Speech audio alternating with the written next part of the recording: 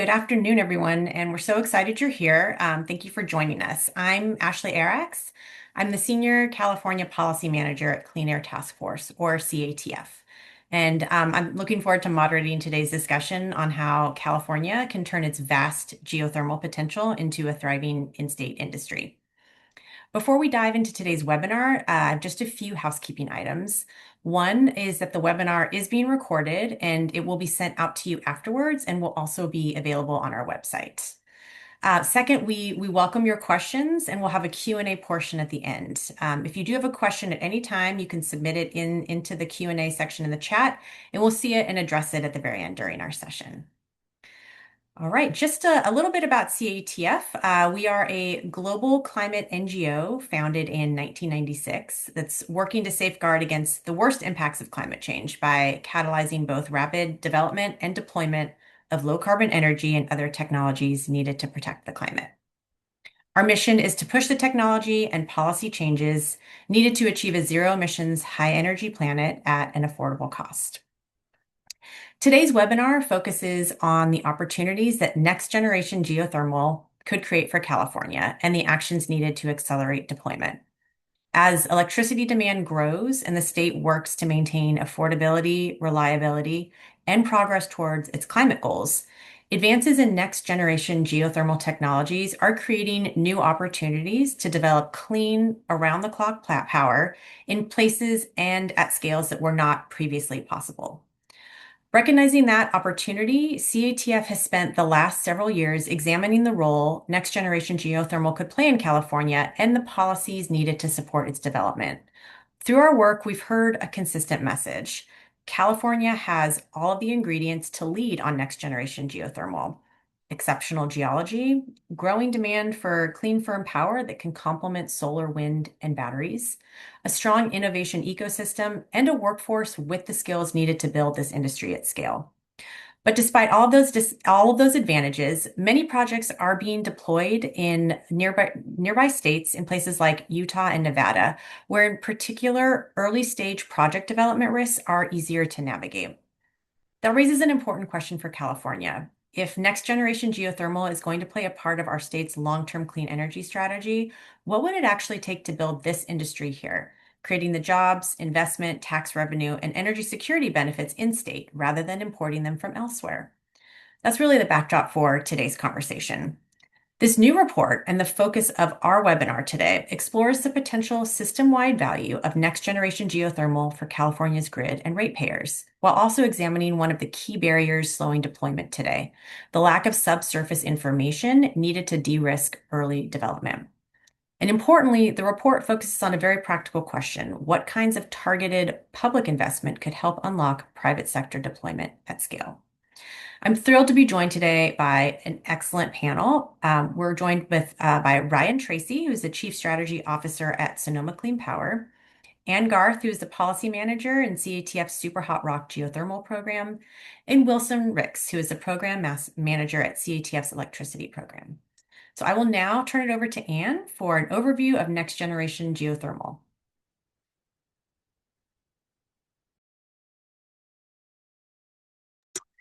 All right, I am now unmuted. Sorry about that. Wonderful. Thank you, Ashley, for that introduction and everyone for being here. Really excited today to kick things off by sharing a little bit about how next generation geothermal works and some of the values that it brings. I know some of this content is information that folks may already be familiar with, but I wanted to make sure that everyone has kind of a good starting foundation. So briefly, to produce next generation geothermal, or really any geothermal system, you need three factors. You need heat in the rock. That's what we're trying to capture. We need water or some other fluid that can carry that heat from the subsurface up to the surface. And finally, we need permeability, which is some way for the water to travel through the rock and collect the heat. And as you can see in this image, you put water down a well, it travels through the rock at the bottom of the well, collects that heat, rises back to the surface, and produces power. And there are a bunch of different ways to produce geothermal. Actually, if you could go to the next slide. we have on the far left here conventional or hydrothermal systems. So these are systems that have been used around the world and in California for decades, and they operate in situations where you have all three of those factors naturally occurring in the same location. So you have the heat, the water, and the permeability all naturally occurring, basically a pocket of hot underground water. And that is great when you have it. But unfortunately, even in a place like California, which has excellent hydrothermal resources, there is still a limit on how much hydrothermal exists. There just aren't that many places that have all three of those features all together in the same location. And that is why we are so excited about next generation geothermal. In the last 10, 15 years, we've seen real advancements that have enabled geothermal to expand to more locations. So the way next generation geothermal works, instead of looking for heat and fluid and permeability all in the same place, you're just looking for heat. The developer can bring their own water, usually using wastewater or brackish water, and they can create their own permeability. And there are a lot of different ways to do that. We have enhanced geothermal systems on the left there, where the water is directly coming in contact with the rock. On the right, you'll see closed loop systems where the water is not directly touching the rock, but is flowing through an underground network of pipes. We have hybrid systems in the middle that blend some aspects of both. Across all of these, what matters is that each of these approaches is able to access geothermal potential in many more locations beyond what is possible with hydrothermal. And that's something that we think is really exciting. So on the next slide, you'll see a lot of words about the value proposition of geothermal. I'm not going to read every word on this slide, but I want to highlight a couple of the things that make geothermal especially exciting. And Wilson will talk later about some of these as well, kind of the firm power benefit. What I want to focus on is some of these notes around workforce and land use. So actually, if you can go to the next slide, what we see for geothermal is an incredible opportunity to provide a good paying jobs in the renewable energy industry for oil and gas workers. It is very, very straightforward to transition oil and gas workers to geothermal. It is something that they have the skills already and little to no retraining is required. And as you can see, this data is from the DOE liftoff report. There is a very, very clear overlap in the opportunities available for geothermal at scale versus the existing workforce. And so that's something that we're really excited about. And on the next slide, you'll also see geothermal power creates long-term jobs. So this data is for California, looking at conventional geothermal projects, but we have no reason to expect different results for next generation geothermal. So providing jobs that can, be long-term and stable jobs for workers.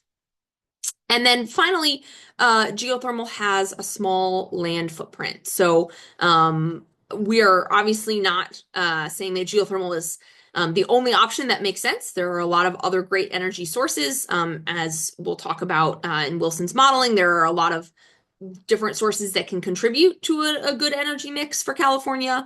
But one of the nice things about geothermal is that it does have a very small land footprint, and so can be a really important complement as part of our energy mix. And on the last slide, I'll just briefly highlight some of the exciting kind of potential of geothermal. Right now, we've got 4 gigawatts installed across the country, mostly in California. And we are seeing thousands of gigawatts potential at depths that are accessible with today's technology. So we are seeing this enormous potential that is very much within the scope of what the industry could reach. Wonderful. Thank you so much, Anne, for providing that overview and just really kind of highlighting the potential for next generation geothermal. I'm going to turn it over now to Wilson to discuss the modeling results of our study. Thanks, Ashley.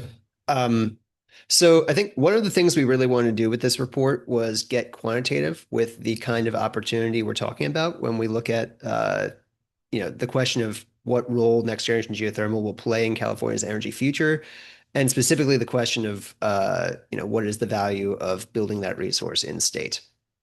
So we contributed our own original electricity system modeling, which I'll get into. But first, I want to talk about why we're looking at geothermal specifically here. Um, a huge part of this is that California has, through SB 100 joint agency reports, through academic studies, through its integrated resource plan modeling, consistently found a need for clean, firm power to meet its 2045 clean electricity targets cost effectively. Here's a quote just from the most recent SB 100 joint agency report draft that says that explicitly. And that's because clean firm power has been generally found to play a key role in low carbon electricity systems in providing system reliability during periods when wind and solar power are less abundant and when you would need large amounts of battery storage to ride through those exceptionally low production periods.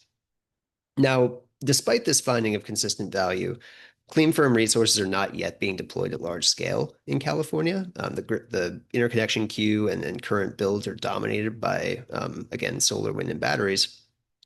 And there's a limited number of clean firm technologies that could plausibly fill this, identified high value niche by 2045, of which next generation geothermal is one of the most promising candidates. And this is because not only is the technology currently experiencing, commercial demonstration, there are projects out in Utah right now. There are several different developers working on several different technologies and bringing those to market. But also, California just inherently has some of the best quality geothermal resources in the country and likely the world. You can just see on this map of resource qualities, California is extremely well endowed in that respect. And so, if any technology is going to make a lot of sense in California on the clean firm side, it may very well be next generation geothermal. Next slide. Now, as we've noted, there's quite a lot of development already happening. Up to 1 gigawatt of next generation geothermal is currently under some form of commercial contract in the US, with roughly half of that being sold into California to meet procurement targets set by the CPUC for high capacity factor, low carbon resources. And I think roughly half of this current capacity is actually in development right now or under construction.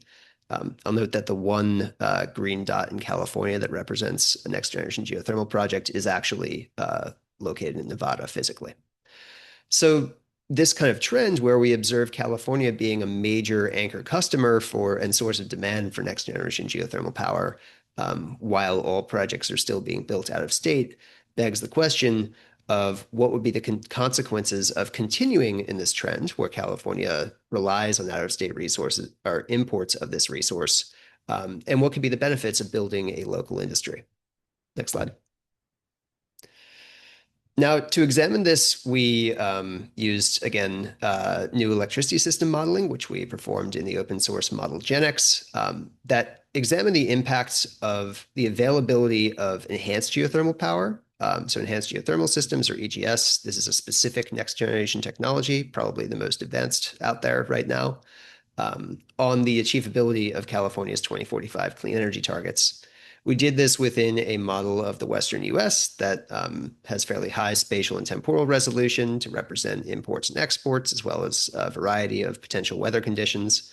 And we designed this model to mirror the modeling used in California's SB 100 reports and integrated resource plan modeling as closely as possible. So we have a very similar representation of how out-of-state resources factor into California's electricity mix, of the various policies targets that need to be hit, and how those policies are operationalized, including the 8 million metric ton per year cap on 2045 electricity emissions, as well as retirement of the Diablo Canyon power plant by 2030, which is a policy that we have other thoughts on. Within this kind of modeling context, we examined several scenarios, one without any new clean firm resources available. So essentially continuing the status quo where only wind, solar, and storage are deployed at large scale. And a second set of policies where we allow for EGS to be deployed in the model, one only outside of California, representing, say, a continuation of that trend of EGS being deployed in other states, and a second where it's able to be deployed everywhere, including in California. Next slide.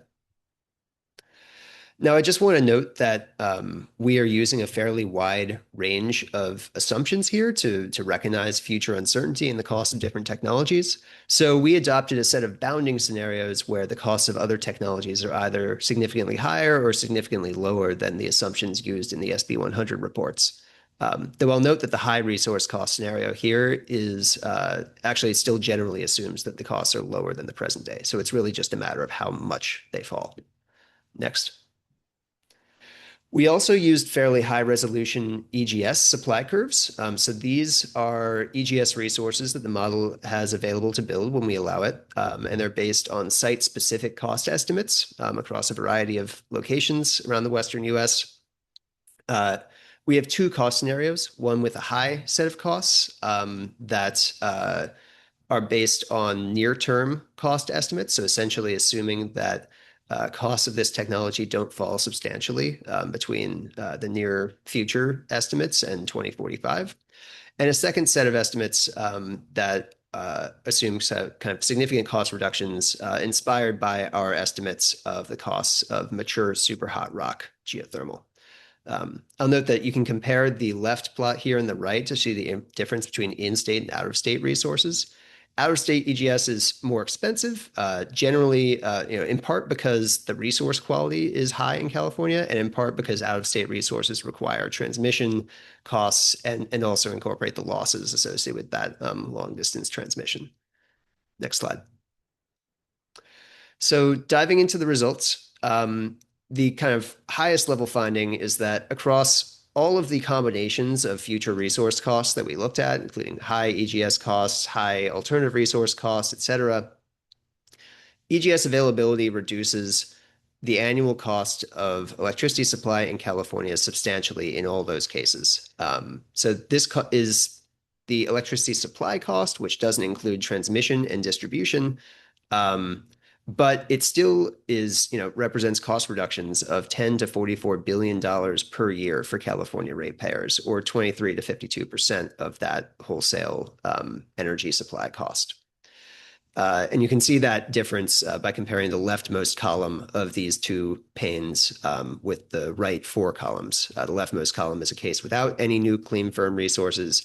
The right four are scenarios with EGS available at some cost and locational restrictions. I'll also note that the marginal cost of carbon abatement falls dramatically comparing the no new clean firm case with the EGS available cases. This is effectively the model's internal CO2 price, and it represents how easily we're able to push carbon reductions even beyond the 8 million metric ton target for 2045. So like how easy is the remaining path towards net zero going to be? Lastly, I'll note that if you compare the in-state versus out-of-state EGS deployment, we see moderately lower costs in every scenario. So these green arrows compare cases where the only difference is whether EGS can be deployed in-state or out-of-state. And so we see savings of $3.5 to $5.5 billion per year, which is not insubstantial. Next. Part of the reason for this cost saving is that availability of EGS drastically reduces the amount of capacity of other resources necessary to ensure both low carbon emissions and system reliability. If you don't have EGS in the mix and don't have other clean firm options, hitting the 2045 targets requires very large amounts of low quality in-state onshore wind power, at least by our modeling. That's the medium blue bars here. And it also requires very large amounts of solar power deployments with a build-out rate in excess of 10 gigawatts per year. By contrast, when you add EGS to the mix as an option, you no longer have to rely as heavily on this in-state wind resource, which again, California has fairly low quality in-state wind resources, to provide nighttime generation complementing the solar power. And so you drastically reduce the reliance there and also drastically reduce the pace of required solar build out to meet this demand to a much more manageable rate that's closer to the present pace of roughly 3 gigawatts per year. Next slide. Now, the biggest, I talked earlier about the cost implications of in-state versus out-of-state EGS availability. The biggest consequence by far that we found is in the amount of new interregional transmission that's going to be required to hit California's clean energy and reliability targets. We found that if you rely only on out-of-state EGS, so kind of continue the present trend, the amount of interregional transmission required by 2045 increases by at least 10 gigawatts. By contrast, deploying EGS in-state actually reduces interregional transmission build-out requirements substantially compared to a status quo where you don't rely on any clean, firm resources at all.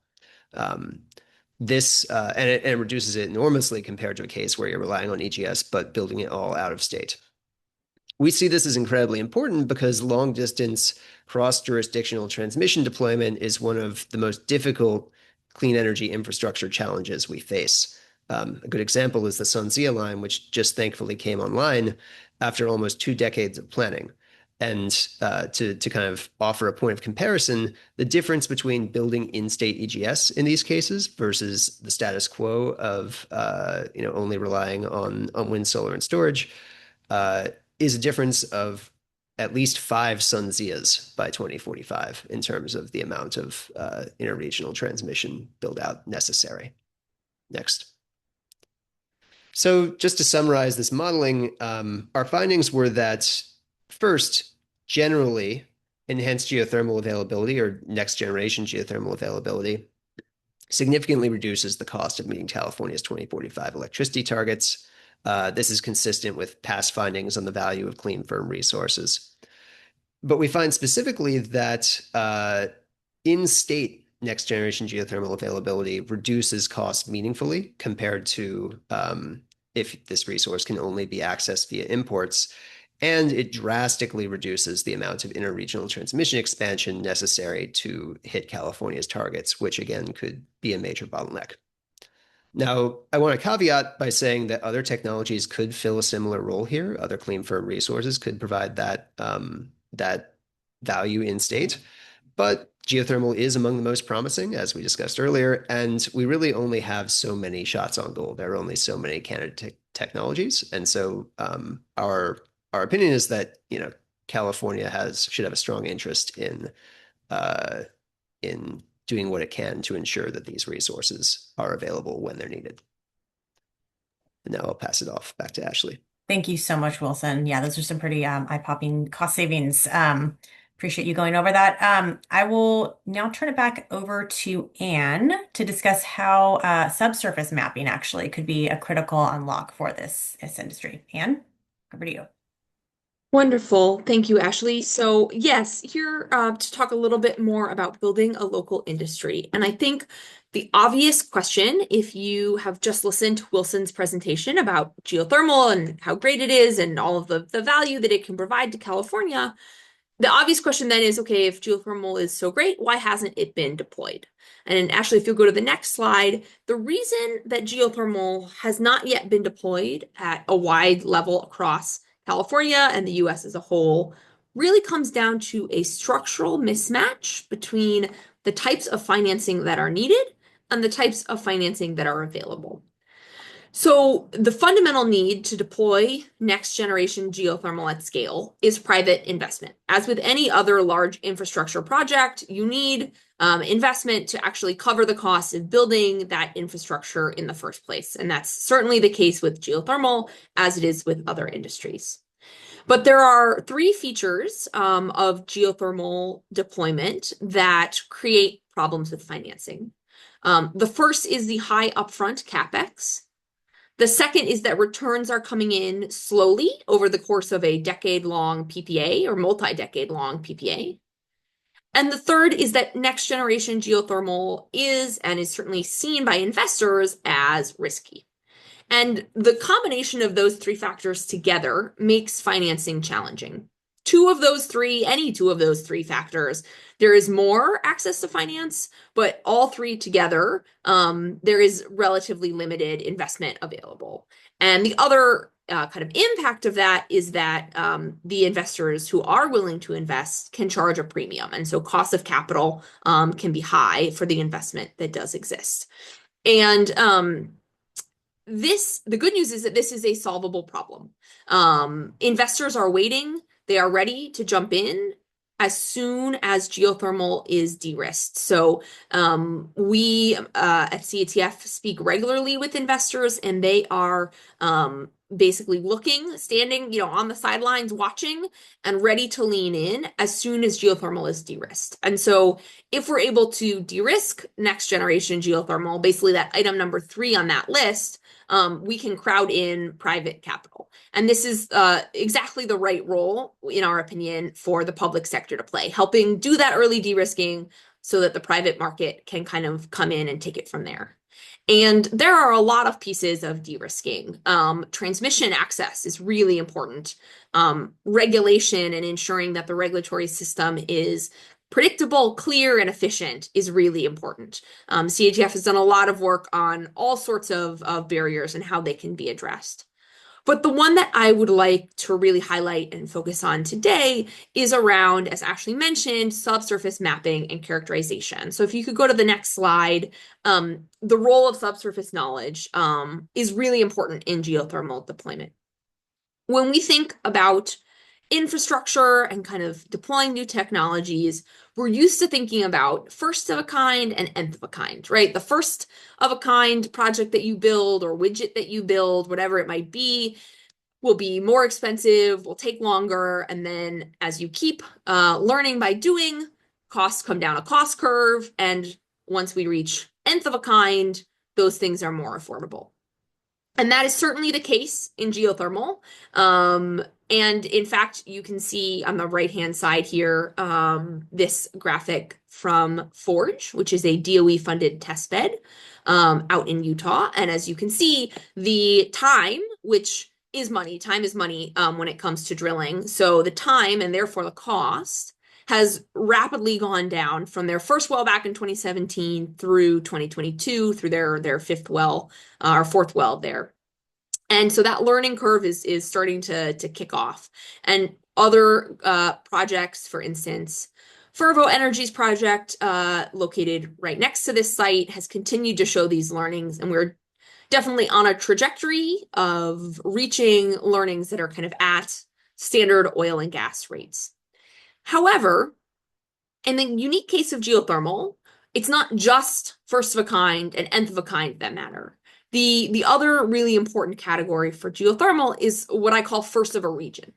So what this means is that a lot of the learnings that we see from early projects are broadly applicable to any geothermal project, right? New techniques, new tools, new materials, new approaches that are tested, that are kind of gotten all the kinks worked out and are able to be deployed. And that's great. But we also have the other half of the puzzle in geothermal, which is about bringing costs down through coming to a better understanding of the subsurface. So there is a whole bunch of subsurface information. For instance, exactly what different types of rock are present at different depths, exactly how hard are those rocks, what is the geochemistry of those rocks. As you go deeper, how quickly does your temperature increase? What is the natural stress regime of the rock so that you can place your well in the most, sort of advantageous location? All of these pieces of data are really important in helping and allowing developers to plan their approach and select their equipment for a full-scale project and to improve their speed and decrease costs and lower the risk of unsuccessful wells. And all of these pieces are things that you can gather information about from surface surveying and from very small little temperature gradient wells. But to get to the exact, very granular level of detail that you need in order to really maximize your efficiency, The only way to do that for a lot of this information is to actually go out and do a full-scale project. There's some level of detailed knowledge that you can only access by actually going out and, drilling your first full-scale well in a location.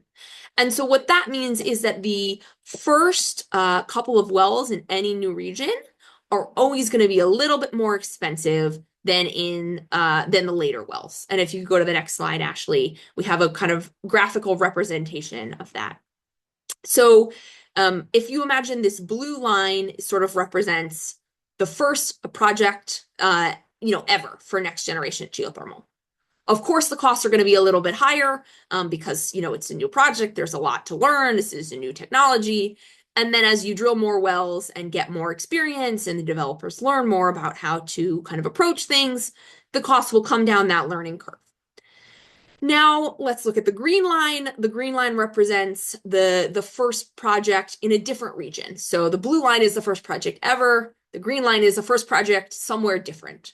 And there is a lot of the learning from the blue project that transfers over, right? A lot of those things we absolutely can kind of take from one location to the next.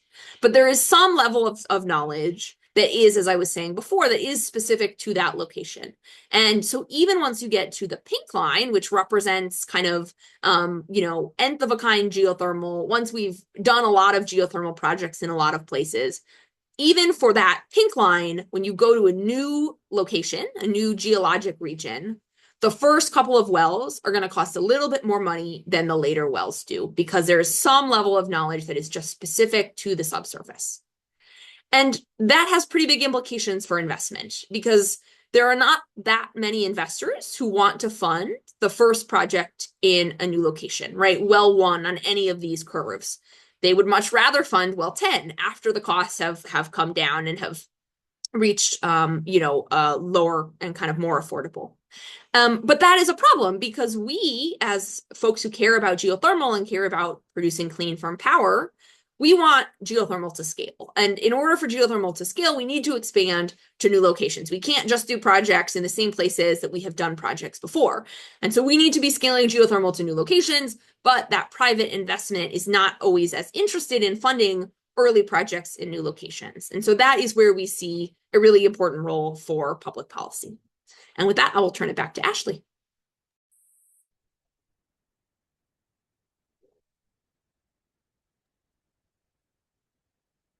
Thank you so much, Anne, for breaking that down for us. Great. I will turn it over to Ryan now to delve more into the specific concept of a test bed program and how the role of the public sector could actually be really critical in helping unlock a next generation geothermal industry in California. Ryan, over to you. Yeah, no, thank you, Ashley. So yeah, I'm Ryan Tracy. I'm with Sonoma Clean Power. So Sonoma Clean Power, we're the public power provider for Sonoma and Mendocino County, and we've actually been working on trying to figure out how to unlock investment in next generation geothermal in the state since 2022.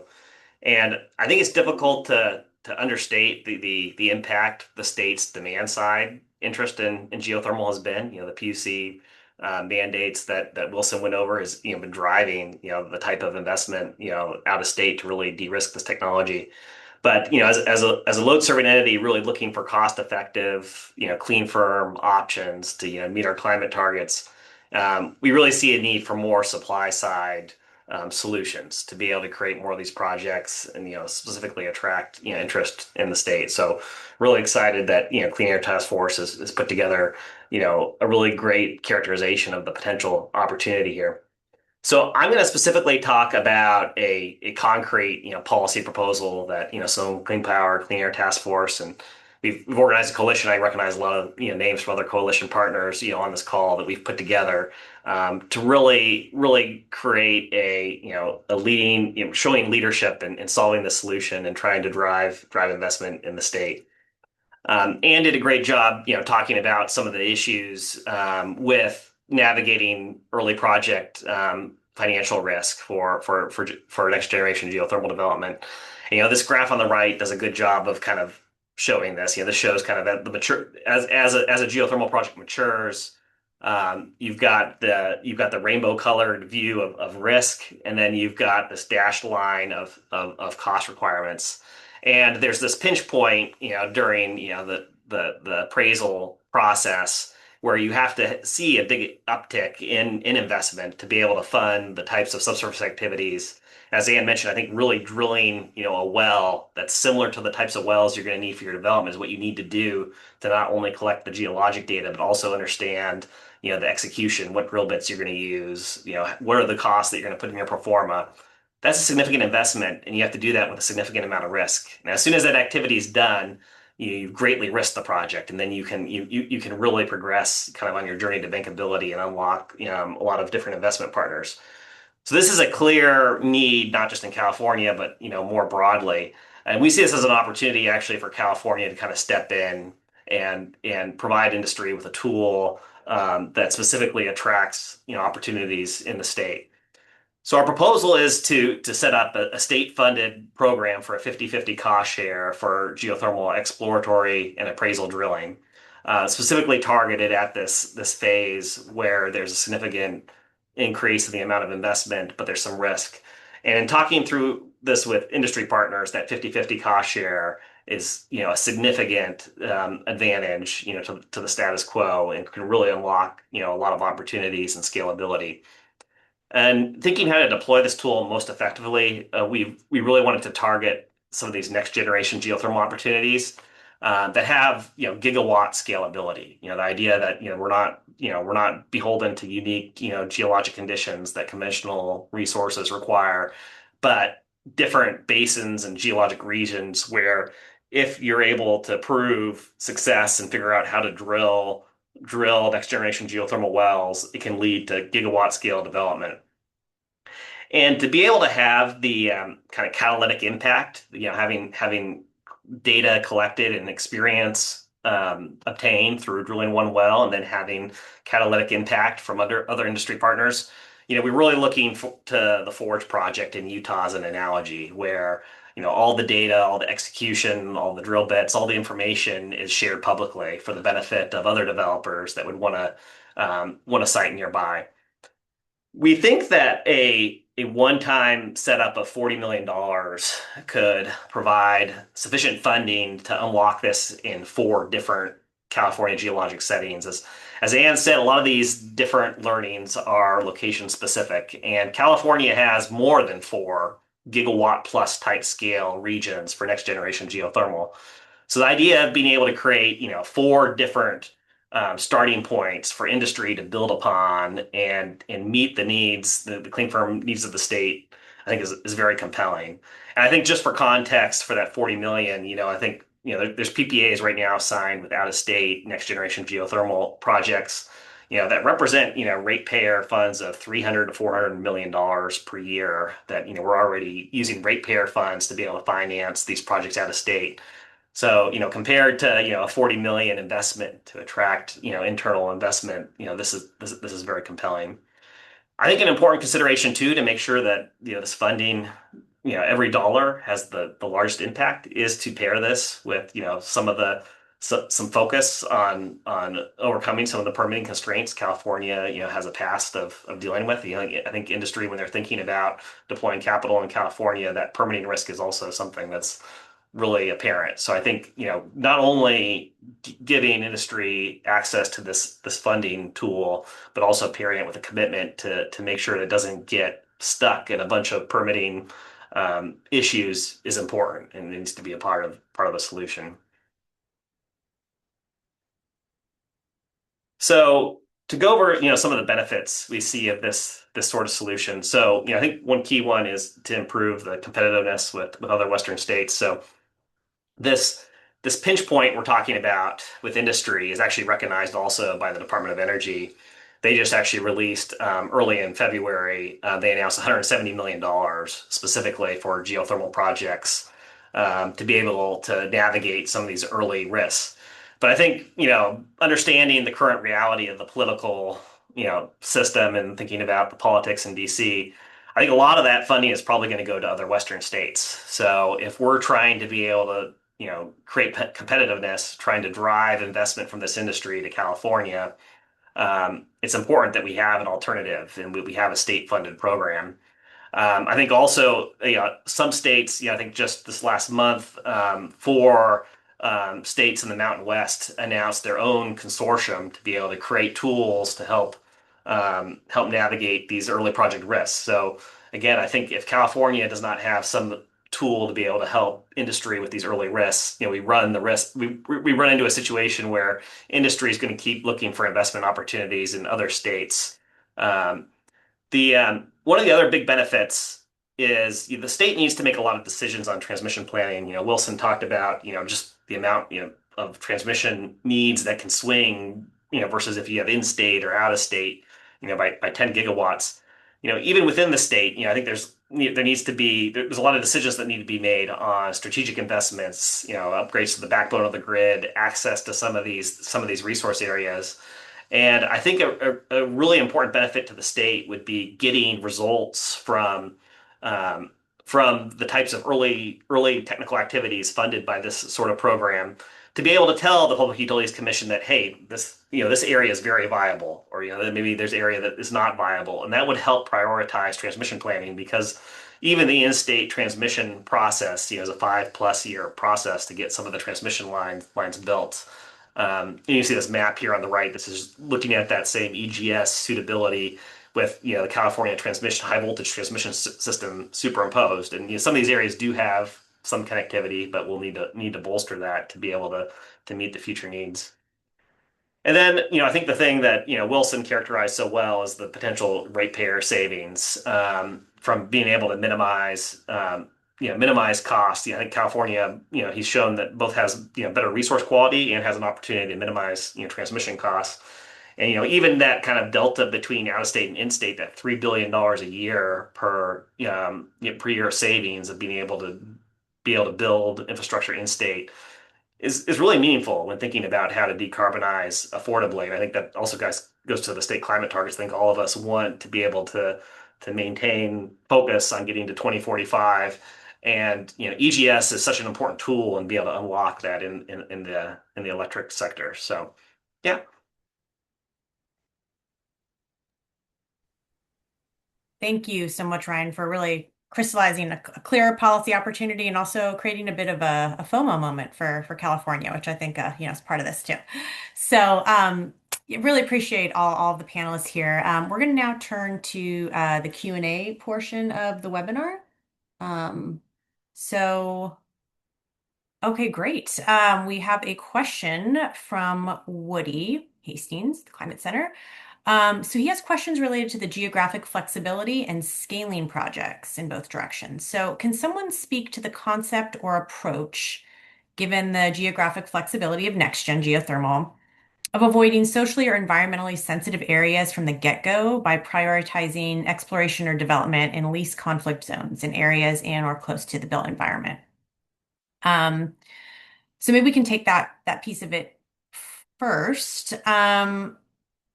Anna, Ryan, does one of you want to take that?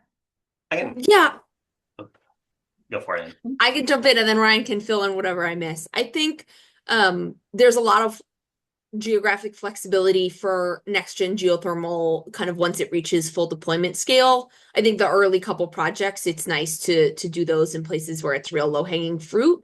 But the sort of concept of this program, as Ryan laid out, is really to expand to more different locations around the state. And that is really important for giving you that flexibility so that you can minimize the socially or environmentally sensitive areas. And I think the other nice pieces I sort of highlighted at the very beginning is around the low land footprint, that even within a particular region that has really strong potential, you can kind of be flexible within that region and produce a lot of power with a small footprint. So I think that is pretty important as well.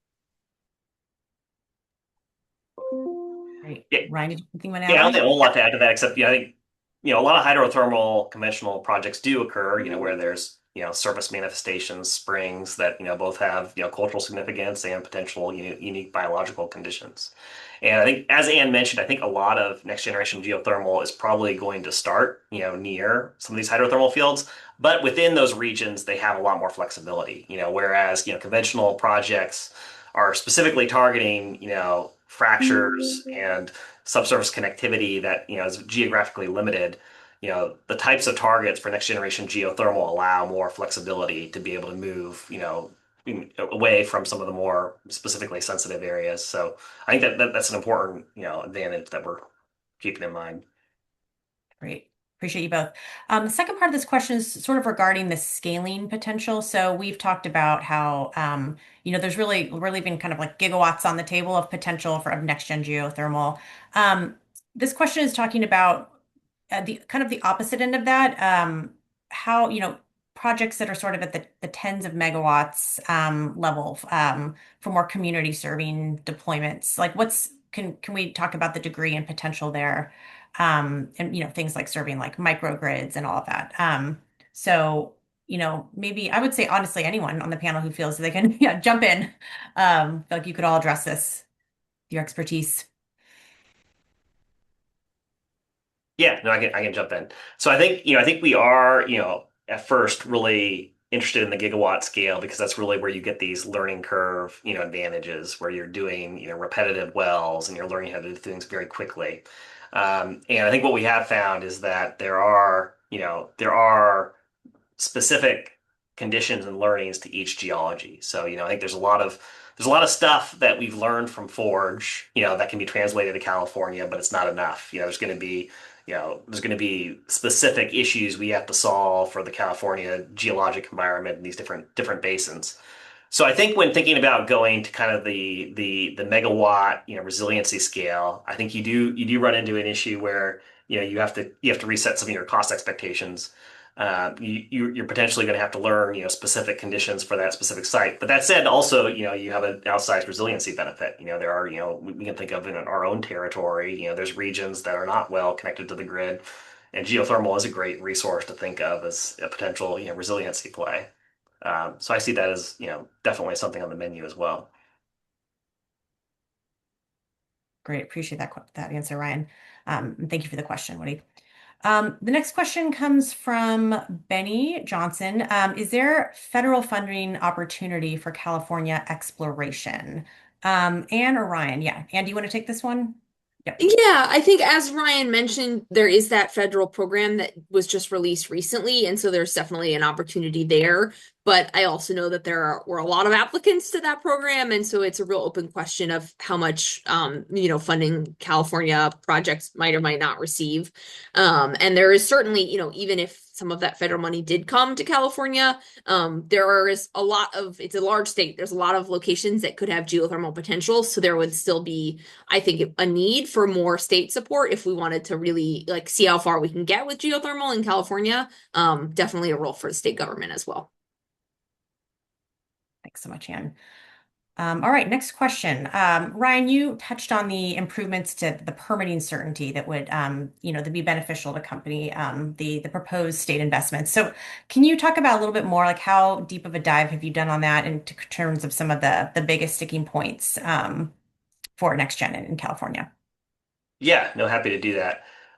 So yeah, this has been something that we've really dived into a lot, and I think so. California, the way that CEQA is set up, has defined geothermal exploration as a discrete CEQA activity from field development, and I think applied correctly, that actually has some advantages because the idea is that a exploration or test project, which is similar to what we would envision being funded by the policy proposal we put out is designed to be a temporary activity. It's you bring a rig in, you drill to depth, you collect that data. If there's not a project, you remediate the site and you move on. And if there is a project, then you go into a more full-fledged CEQA review for the project development. The problem is the state does not necessarily have a great track record for being able to be nimble on the CEQA review of that exploration activity. And then meanwhile, we've seen actually the federal government make a lot of progress in from the NEPA side in making a very expedited, clear-cut review of exploration activities for activities on federal land. So I think our focus has been trying to look at what the federal government's been doing in that space and trying to be able to bring that to California while still, protecting our values on protecting the environment and being respectful of, stakeholder concerns. But I think we really need to make some progress on that front because again, kind of this whole like playing field thing. I think this actually goes also to the last question we were talking about federal permitting. Not only are we talking about the political ramifications, but one of the clear criteria in that DOE notice of funding was permitting. And, when the federal government is looking at, spending dollars in California versus somewhere else and trying to have impact quickly, right now we don't have a clear track record of being able to be able to move quickly. So, yeah. Yeah, that's a really great answer, Ryan. And I'll just add to because this question gets a little bit to some of the biggest sticking points as well. I mean, obviously, permitting when we did the work to produce our policy gap report last year, yeah, permitting rose to the top as really one of the biggest area. I'll also say things like California's kind of geothermal well regulations, for example. Are of 1970s vintage, and we are encouraged that state agency CalGEM, for example, is moving to adopt updated regulations that will really like help keep pace with industry innovations right now, because just the outdated regulations are creating uncertainty for developers. And then a few other things, in addition to this, testbed funding opportunity. Some of the existing geothermal grant programs are more limited. And so we, had encouraged the state to consider opportunities, to align our existing grant programs with federal funding opportunities, like was said, and also just considering ways to offer more impactful award amounts, and any ways that they could provide sort of greater consistency and predictability around the availability of funds, or some other areas that we've identified. All right. Next question is, when we say small footprint, is this in relation to traditional oil drilling outfits? So is this something that we can deploy in dense urban areas and open space alike? And I'm going to turn this one over to you. Yeah, it's a good question. I think it depends on, the size of the oil drilling outfit, obviously the exact comparison. But when we think about utility scale production, basically how much to produce, let's say a 1 megawatt or 100 megawatts or a gigawatt, the land use intensity for geothermal is lower than for almost any other energy source, I think, other than maybe nuclear, which is pretty neck and neck. So definitely compared to something like wind, solar, but also natural gas or fossil fuels. And I think when we think about deployment in dense urban areas and open space alike, obviously there's different considerations around different communities and making sure that you're being a good neighbor. But I do think it's very much in the realm of possibility that you could have geothermal deployed, maybe not directly in the middle of a city, but in pretty close to an urban area, as long as the resource potential is there. That's really more of a consideration. And it's just about, again, the developer kind of being a good neighbor and making sure that during construction that they're, being respectful of the other folks who may live nearby and so on. Great. Wilson, question for you. So your modeling analysis, you mentioned kind of incorporated some of the same assumptions that, the SB 100 and IRP processes do. What does it suggest about, any potential gaps in how our kind of current state modeling or planning processes account for the system-wide value of clean, firm resources, like geothermal? Yeah, that's a great question. So, I mean, geothermal is already represented in California's resource modeling to some extent. It's been present in some SB 100 studies. It is also featured in the state's integrated resource planning, which is what actually contributes into the procurement targets for utilities and CCAs, and also transmission planning. The challenge is that as an emerging technology, I think the folks in charge of that planning process are fairly probably rightly risk averse in terms of not wanting to bank the entire system plan on a technology that is due to have its first large scale many tens of megawatts on the grid later this year. And so the cost assumptions for geothermal in those studies tend to be relatively high, and its kind of inclusion in the overall system plan tends to be relatively limited. the representation of the resource is also fairly limited because frankly, no one was really planning for this to be a, large scale resource until 5, 10 years ago. And so our knowledge of how to represent it in system models, how to represent where it can be deployed is also just now catching up. So I think there's a lot of work that can be done to both better represent geothermal resources in system plans and also to better account for the potential role of emerging technologies in system plans by considering a wider variety of scenarios, a greater variety of future uncertainties in resource cost and availability, and have visibility into the kinds of decisions, particularly transmission investments, that would be most valuable under both future scenarios where certain resources don't come online as expected, and in ones where we do get these kinds of breakthroughs, so that we can actually utilize them to their full potential. That's great. Yeah, it sounds like some really key learnings for perhaps not just next gen geothermal, but also, kind of clean firm technologies at large as in part of our state's planning and modeling. So yeah, really appreciate that, Wilson. Um, Anne, question for you. So, some of California's policy challenges, they aren't unique to California, and other states with other, excellent heat potential may be experiencing similar challenges in scaling next-gen geothermal. So you've done a lot of work in both in California and in other states. Kind of what have you found as you look to other states, and are there lessons for California, yeah, that we can take away? Yeah, absolutely. California is special, but there is definitely a lot that can be learned from other places as well. And we've been thinking really hard about that and have a report coming out on that in the very near future. When we think about kind of overarching, what are the levers that states can pull to really help geothermal deploy? Regulatory is a big piece of it. As kind of Ryan was speaking about earlier, transmission is a really big piece. We also are looking at characterization, and then some of these financing tools. The details of, exactly what each state's regulatory definition of geothermal is might be a little bit different from state to state, but across the board, we see a really clear need for predictability, for consistency, for developers to be able to plan how long will a process take, whether that be an interconnection process or a regulatory process, or even a data gathering and characterization process. Just having that clear timeline up front is really important for kind of de-risking and helping bring in some of that private capital if things are a little bit more predictable. That's great. And it sounds like you, yeah, done a really comprehensive look and look forward to that state policy report coming out. Um, Another question here is there any agency that provides technical support for the private sector regarding subsurface characterization?